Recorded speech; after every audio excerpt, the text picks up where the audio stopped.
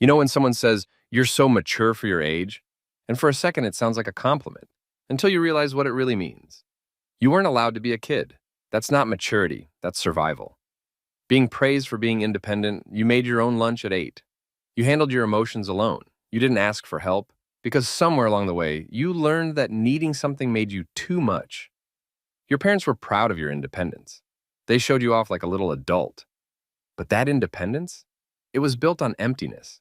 You didn't want to grow up fast. You had to. Now, every time someone tries to take care of you, you push them away.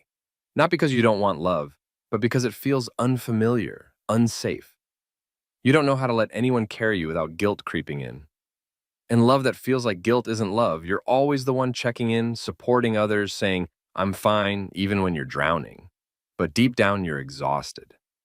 Because no one taught you that love also looks like letting go. Love looks like being held, not just holding it all together.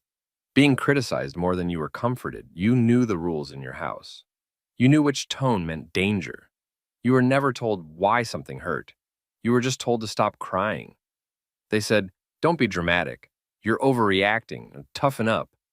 So you learned to hide everything, to shrink yourself down. And now, when someone you love wants to talk about a problem, your whole body tenses. You panic.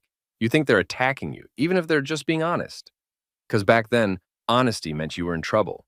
You weren't taught to regulate emotions. You were taught to avoid them. You weren't taught to heal. You were taught to silence yourself. But real love doesn't flinch when you feel things. It leans in. It holds space. And it never makes you feel small for having a heart.